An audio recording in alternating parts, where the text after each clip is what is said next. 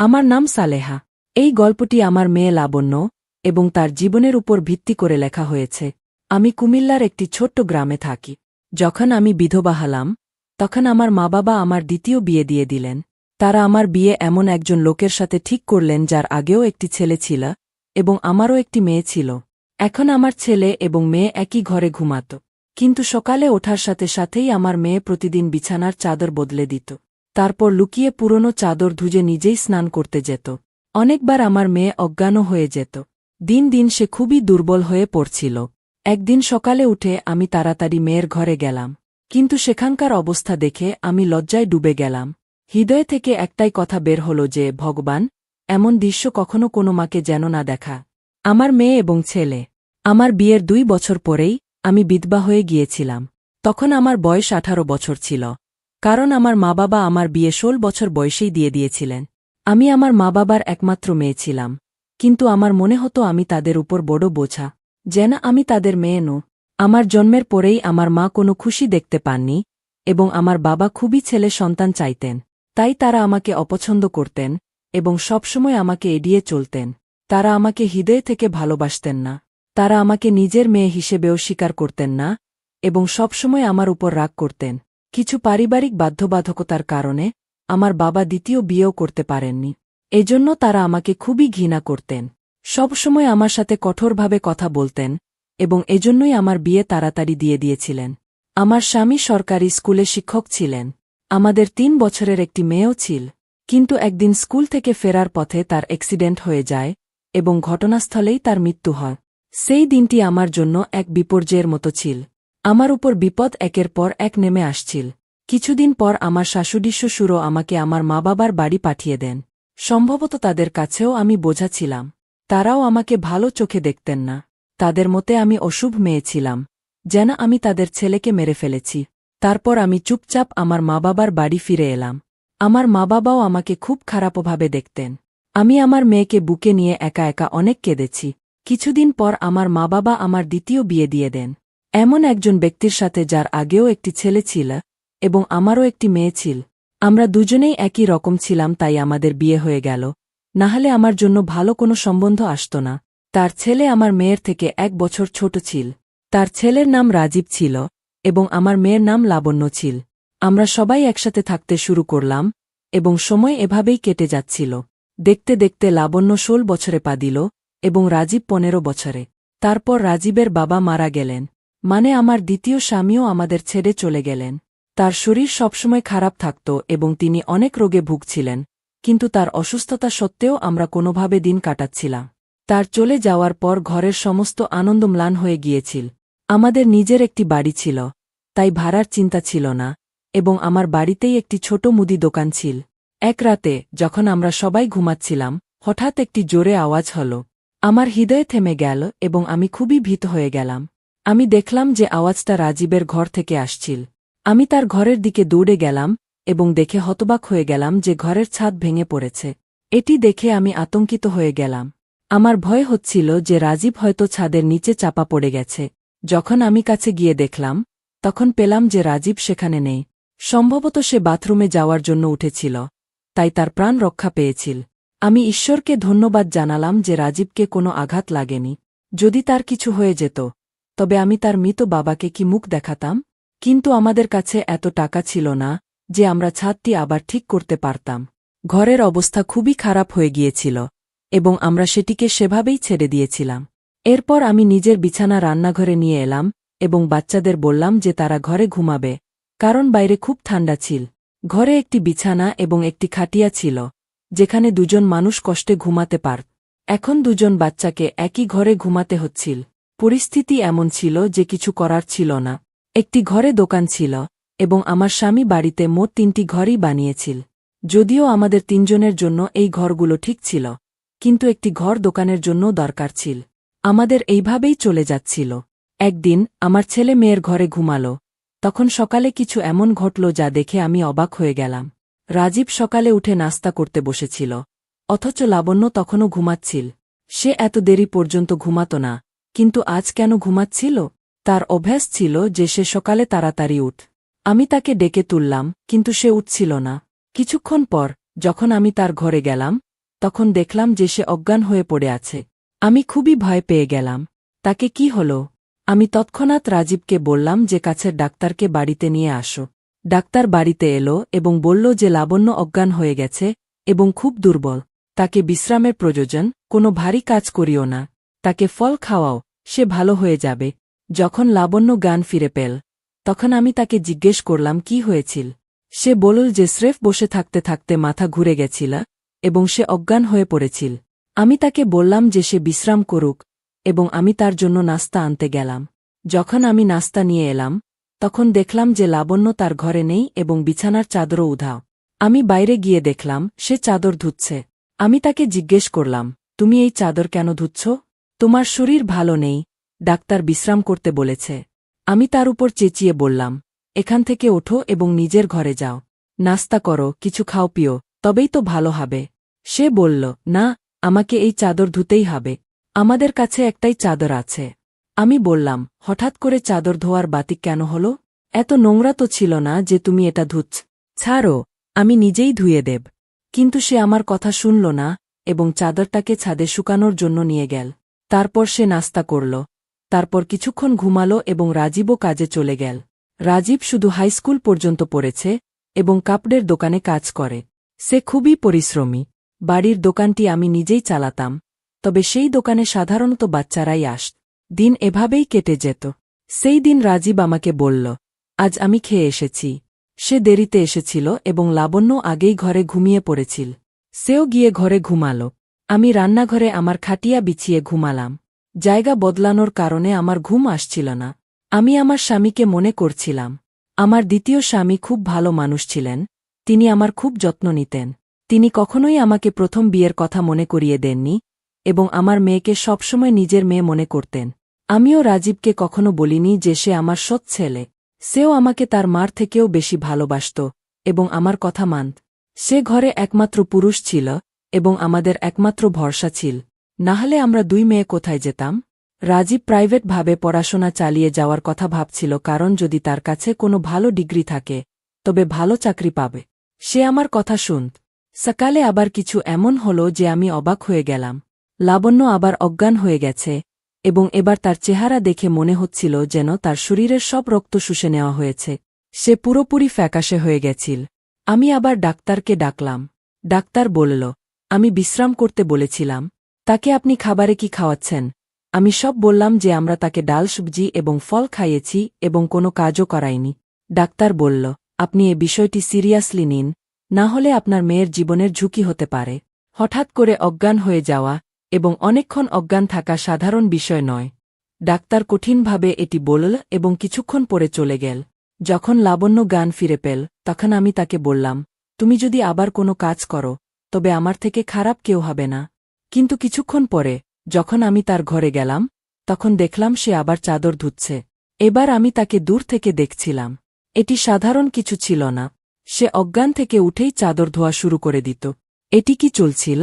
যখন থেকে রাজীব তার ঘরে ঘুমাতে শুরু করেছিল, তখন থেকেই লাবণ্য এভাবে করছিল এবং অজ্ঞান হয়ে যাচ্ছিল।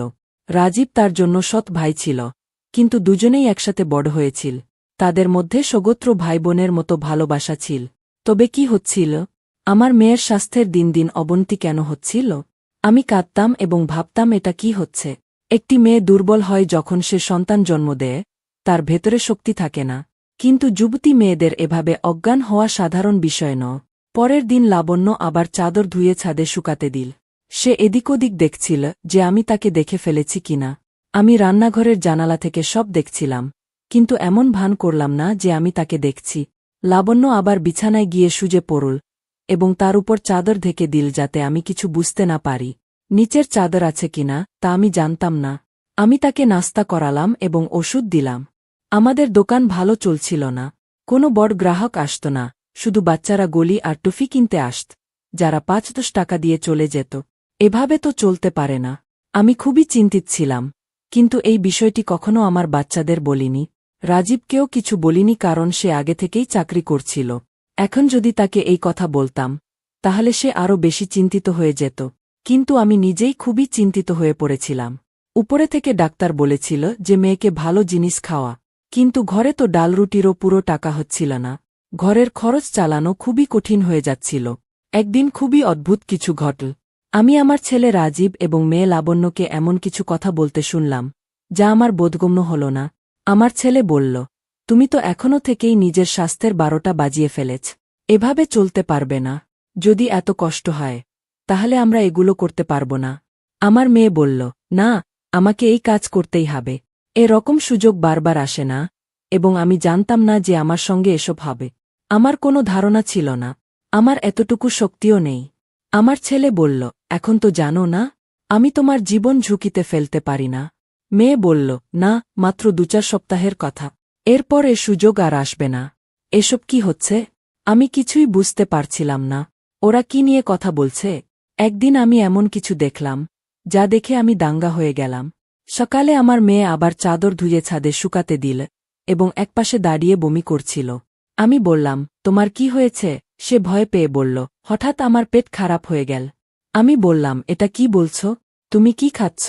আর চাদর বারবার কেন ধুচ্ছ? তুমি কি কিছু লুকোচ্ছ? যদি আমি জানতে পারি যে তুমি এমন কিছু করেছ যার কারণে আমার এবং তোমার বাবার সম্মান প্রশ্নবিদ্ধ হয়েছে, আমি কখনো তোমাকে ক্ষমা করব না। আমার মেয়ে ভয়ে পেয়ে গেল। সে বলল, মা, তুমি কি বলছ? এমন কিছুই নেই যা তুমি ভাবছ। হয়তো আজ তুমি কোনো সিনেমা দেখেছ বা কেউ তোমার কান ভরেছে। আমি সাফসাফাই করছি এবং যদি আমি চাদর ধুয়ে ফেলেছি তাহলে কি হয়েছে? চাদর নোংরা হয়ে গেছিল, তাই ধুয়ে দিলাম। তুমি তো জানো কয়েকদিন ধরে আমার শরীর খারাপ। ওষুধ খাওয়ার কারণে আমার পেটে সমস্যা হচ্ছে। যদি আমি বমি করেছি তাহলে এর আর কোনো মানে নেই। আমার মেয়ে আমাকে এভাবে বল। আমি তার মুখে চড় মারলাম এবং সে মাটিতে পড়ে গেল। ঠিক তখনই রাজীবও এসে গেল। সে বলল, মা, তুমি কি করছ? তুমি ওকে কেন মারছ? আমি বললাম, হ্যাঁ, আমি ওকে মেরেছি এবং আমি এ কাজটা অনেক আগে করা উচিত ছিল। কিন্তু এখনও পুরো ঘটনাটা পরিষ্কার হয়নি। যেদিন আমি সব জানতে পারব সেদিন দেখো। আমি নিজেও জানতাম না আমার কি হয়ে গেছে।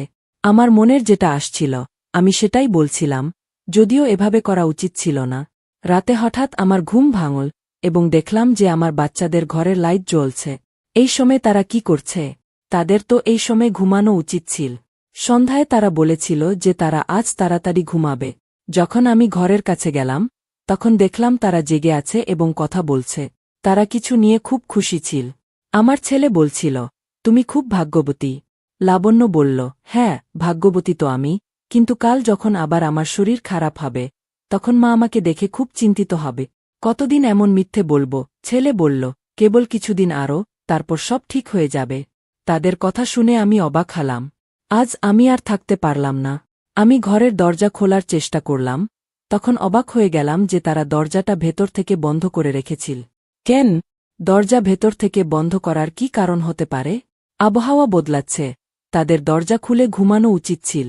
আমি দরজায় বারবার কড়া নাড়তে শুরু করলাম, কিন্তু তারপরও তারা দরজা খুলতে আধা ঘন্টা সময় নিল।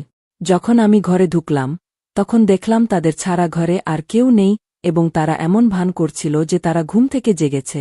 আমি বললাম, এত দেরি করে দরজা কেন খুললে? তারা বলল, আমরা ঘুমাচ্ছিলাম। আমি বললাম, মিথ্যে বলো না, তোমরা জেগেছিলে এবং কথা বলছিলে। তারা বলল, আমরা কেন এই সময় জেগে থেকে কথা বলবো? আমাদের তো কোনো পরীক্ষাও নেই যার জন্য আমরা প্রস্তুতি নেব। তাদের আচরণ বোঝা যাচ্ছিল না। আমার কিছু বলার মতো কোনো শব্দ ছিল না। আমি তাদের কিছু না বলে চলে গেলাম। কিন্তু আমি ভাবছিলাম নিশ্চয়ই কিছু না কিছু গণ্ডগোল আছে। একদিন আমার মেয়ের বাহুতে নীল দাগও ছিল। এটি তো আঘাতের দাগ ছিল। আমি কিছুই বুঝতে পারছিলাম না।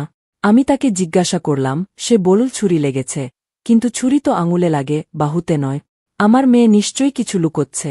কখনো অজ্ঞান হয়ে যেত, তার শরীরে অদ্ভুত দাগ থাকত, এবং কখনো উঠে নিজের বিছানার চাদর ধুতে শুরু কর। আমাকে ঘরে ঢুকতে দিত না।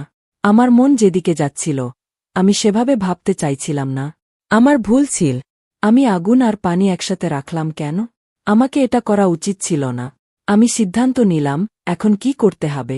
যুবক ছেলে এবং মেয়েকে একসাথে এক ঘরে ঘুমাতে দেওয়া উচিত ছিল না। আমারই ভুল ছিল। আমাকে এসবের খেয়াল রাখা উচিত ছিল। রাজীব লাবণ্যর সৎ ভাই ছিল। মন বদলাতে সময় লাগে না।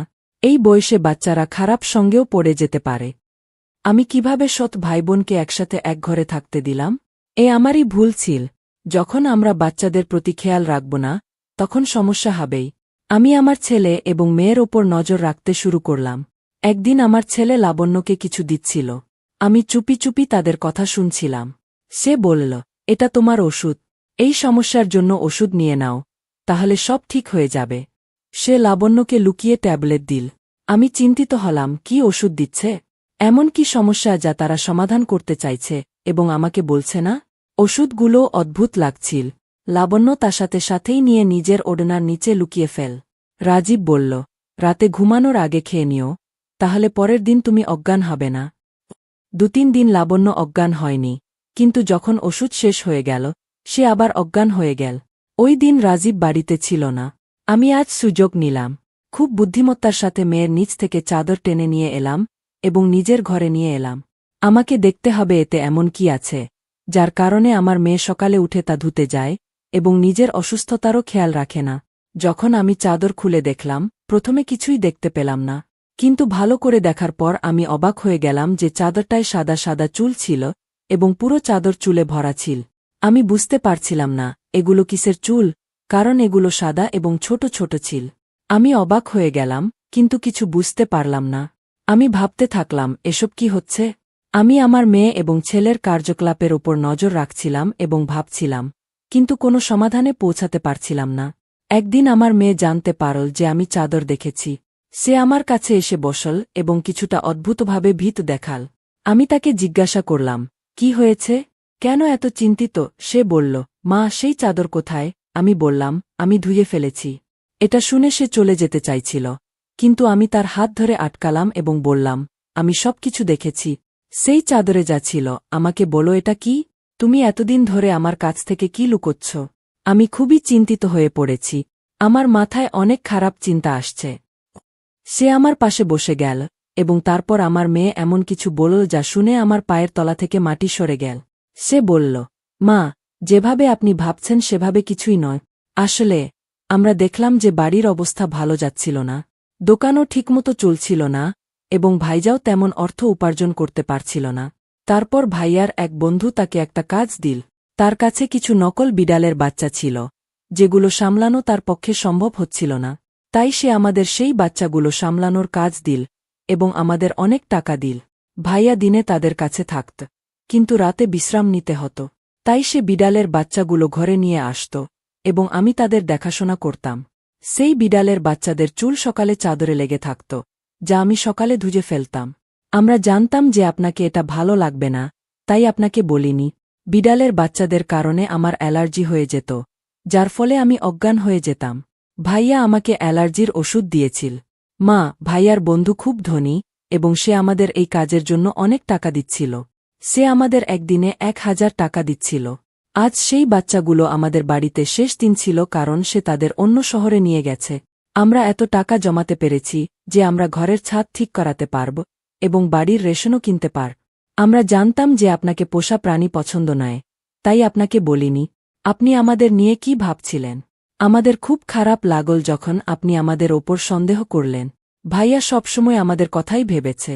তার বাবা এই পৃথিবীতে নেই, কিন্তু সে আমাদের সঙ্গে থাকে কারণ সে আমাদের একা রেখে যেতে চায় না।